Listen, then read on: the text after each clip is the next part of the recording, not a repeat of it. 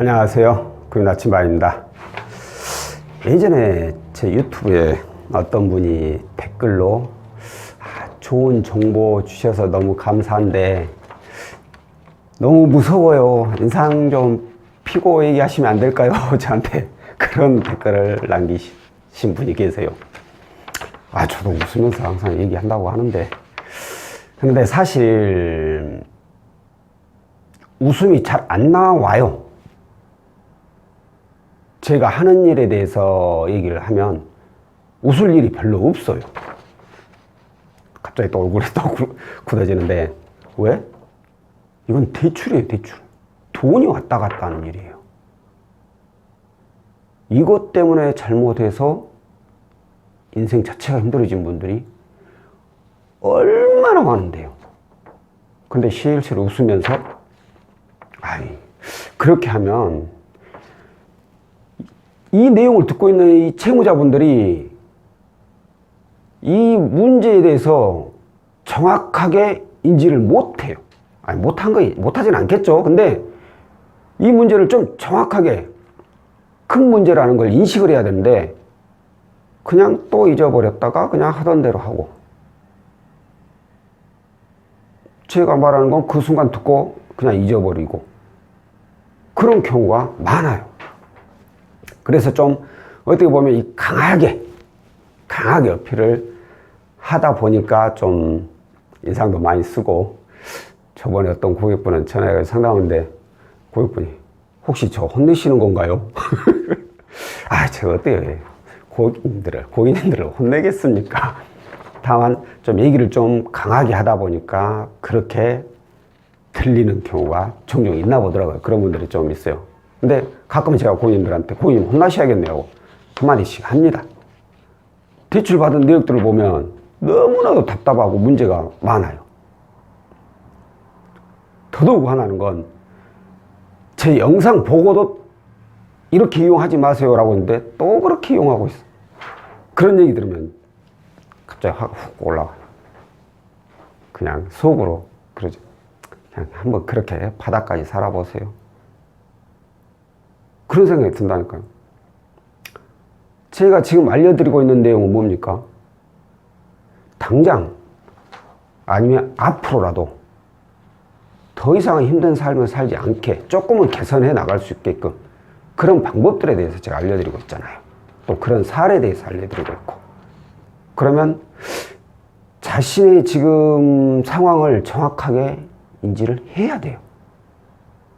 그래, 아직은 내가 조금 더 숨쉴만 하니까 그때 가서, 이것이 자체가 문제라는 거죠.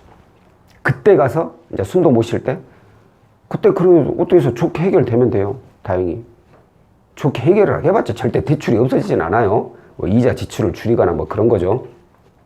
근데 그때 가서 하려고 했는데 그때 가서 안 돼버려. 그럼 어떻게 해요? 개인회생이나 신용회복 신청해야 돼. 근데 그것도 자유롭게 신청할 수 있는 직업에 계시면 괜찮아. 회사라든가 저같이 금융권에 계신 분들 신청 못해요. 그거에 회사 잘려요. 뭐 회사마다 규정은 좀 틀릴 수는 있겠죠. 근데 힘들어요. 금융사 쪽에 종사하시는 분들은. 그럼 어떻게 해야 돼? 회사까지 때려쳐야 돼, 이제. 그럼 이제 앞이 더 막막해지는 거죠. 뭐 금융사에 계신 분들은 잘 아니까 뭐 제가 이렇게 말씀드려도 안 드려도 잘 알아서 하시겠지만, 하지만 분명한 것은 제가 잘못된 것들은 이렇게 고쳐나가세요 라고 얘기 드렸을 때 바로바로 그 순간에 고치려고 노력을 하시고, 본인 스스로 고치는 방법을 모르겠으면 저희한테 연락을 주셔가지고 고칠 수 있는 방법에 대해서 꼭 물어보세요. 버틸 때까지 버티지 마시고. 제가 제일로 대출 중에 싫어하는 것 있었죠. 항상 바로 카드론이나 현금 서비스. 오늘은 그 얘기 좀 할게요. 카드론하고 현금 서비스. 왜 제가 이거 싫어한다고 했죠? 저 이거 대부업보다 더 싫어한다고 했죠. 특히 현금 서비스. 얘는 대부업보다 더 싫어. 이 말씀드렸죠. 얘네들은 받을 때마다 신규 대출이 발생돼요. 카드론 1000만 원 한도가 있어. 100만 원씩 10번 나눴어. 그럼 신규 대출이 10건이 발생돼. 현금 서비스 100만 원 한도야. 10만 원씩 10번 나눴어. 그것도 신규 대출. 근데 문제가 이걸 또 매달 써, 매달. 그러면 현금 서비스 과다 이용자가 돼버려. 부정적인 요인. 현금 서비스 다 상환하더라도 그게 6개월간 남아요. 다른 대출들 대부업 그거 상환해버리면 끝이에요. 그냥 바로 신용에 반영돼버려요. 현금 서비스도 마찬가지로 상환하면 바로 신용에 반영은 됐지만 문제가 부정적인 요인이 남아요. 그리고 나서 대출을 안 쓰면 괜찮아. 상관없어. 대출 안 쓰면 부정적이 남든 긍정적이 남든 네 마음대로 남아라 하고 마는데, 이걸 대안을 해야 된다거나 추가로 자금이 필요하거나 대출을 다시 받아야 될 때는 그 부정적인 요인 때문에 피해를 본다는 거죠. 그러니까 카드론이나 현금 서비스 가능한 절대 쓰지 마시고 꼭 써야 된다. 그럼 써요. 그냥 써. 근데 한 번 이용하고 한 서너 달 정도는 쉬워요. 쓰지 마시고.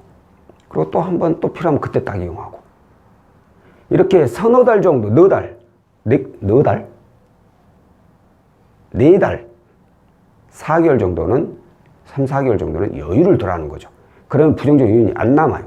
근데 3개월에 또 쓰고 하면 결국에 그 부정적 요인이 남아가지고 나중에 큰 피해를 봅니다. 그러면 중요한 게, 알았어. 앞으로 안 할게.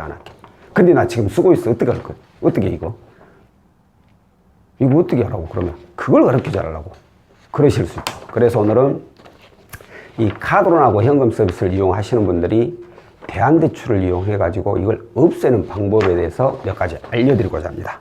가장 첫 번째, 가장 만만한 거죠. 정부지원 상품. 정부지원 상품은 1금융권으로 보면 세이망이 있고 사이돌, 그리고 햇살론 17이라는 상품이 있죠. 2금융권에 보면은 햇살론,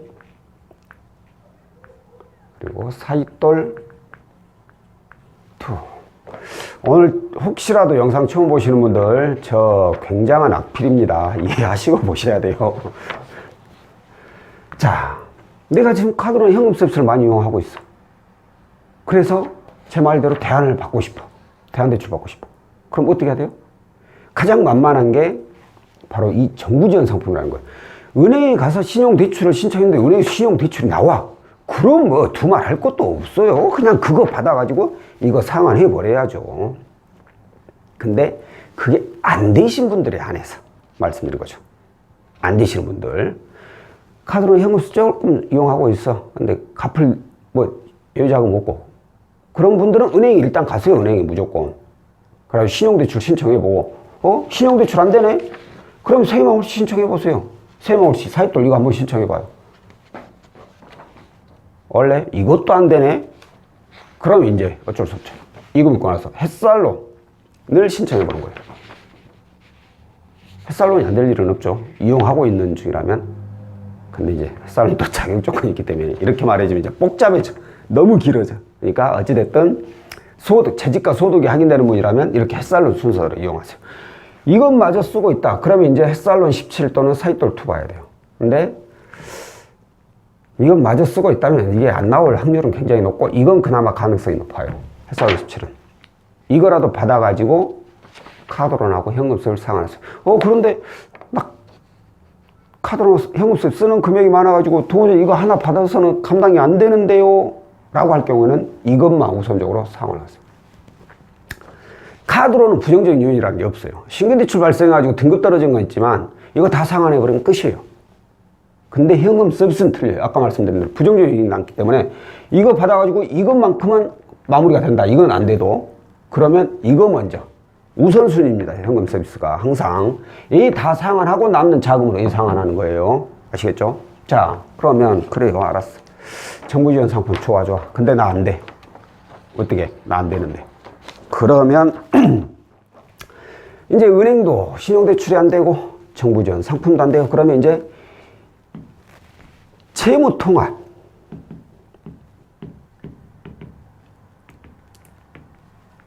론이라는 상품이 있어요. 이제 이것은 이금융권에서 취급하는 상품이죠.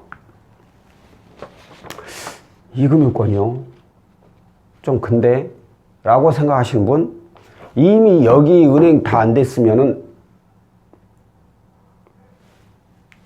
생각할 여지가 없어요. 그냥 여기 받아요, 무조건. 카드로 현금 서비스 이자나 이금융권 이자나 차이 없어요. 얘들이 차라리 더 싸면 쌀 수도 있어요. 그리고 높아봤자 몇 프로, 1, 2%, 2, 3%. 큰 의미 없어. 차라리 내 신용 더 좋게 하기 위해서 얘들을 이용을 하는 거예요. 물론 이것도 또 자격 조건이 되기는 하겠죠. 조건이 맞춰져야 되겠죠. 하지만 이 상품으로 해서 가능한 최대한으로 대출 건수를 줄이는 거예요. 잠깐만요. 담배를 꺼내야겠네. 자, 이렇게 한번 알아봐요. 근데 또 이것도 안 돼.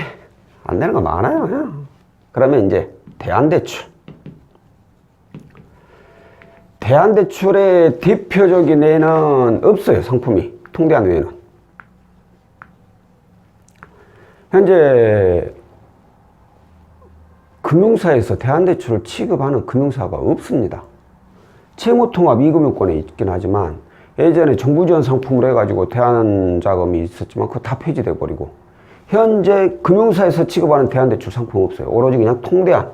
그러니까 아예 그냥 기존에 있는 채무를 다 쓸어버리고 없애버리고 다시 은행에서부터 저금리로 받는 그 방식을 이용하는 게 좋아요.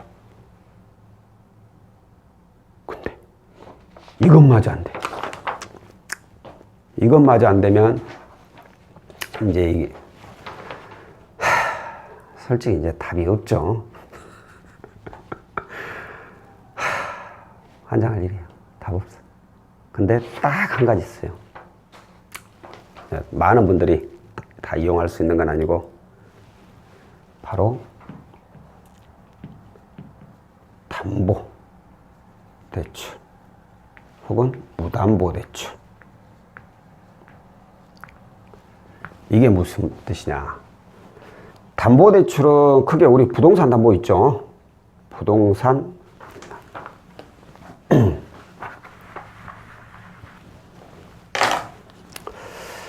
부동산 담보 대출이 있어요.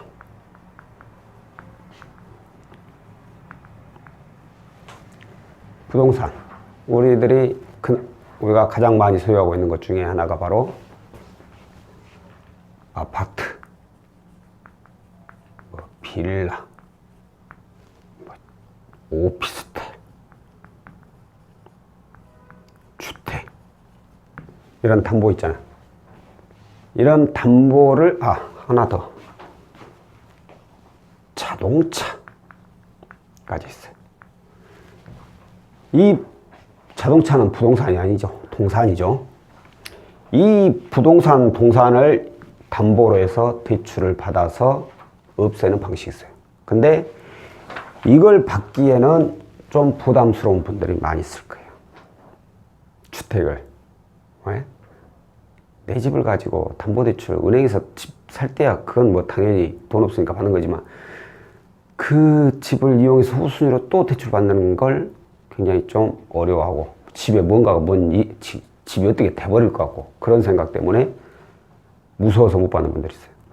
근데 제 생각에 이게 금액이 적어서 어떻게 해서든 스스로 없앨 수 있다 라는 분이라면 뭐 그래 한번 알아서 잘 해보세요 라고 할 수 있는데 카드로 현금 썼어 뭐 이금융권 시정대출 뭐 이렇게 고금리 대출 중금리 대출 이용하신 분들 이 담보를 이용을 해가지고 얘네들을 없애버려야죠. 그래야지 이자 지출을 줄이고 신용도 올리고 채무를 통화할 수 있죠. 아껴만 둬서는 안 돼요. 아껴만 뒀다고는 나중에 엉뚱한 데서 뻥 터져가지고 이거조차도 날아가요. 어찌됐든 간에 채무를 줄이고 이자를 낮춰야 돼요. 그게 우선인 거예요. 그래가지고 돈 잘 모아가지고 이제 갚아 나가면 되니까. 자, 그런데 안 돼. 나 우리 집 아파트 있는데 이건 뭐 내 명의이긴 하지만 우리 아저씨 알면 큰일 나고 우리 와이프 알면 큰일 나고 아니면 우리 부부 공동 명의여서 이거 내 마음대로 못해. 그러신 분들 있죠. 그러면 이제 무담보라는 게 있잖아. 무담보, 무설정 해가지고 아파트론이라는 상품 많이 들어보셨죠? 아파트론. 이 경우에는 신용대출 상품이죠. 본인 또는 배우자 명의, 아니 부부 공동 명의의 아파트를 소유하고 있으면 해당 아파트 설정이나 담보 설정 없이 신용으로 대출이 나오는 거예요. 비록 그것도 역시 뭐 2금융권에서 취급하고 있는 상품이긴 한데 얘나 이자 차이 없어요. 그러면 얘를 받아가지고 얘를 없애야죠.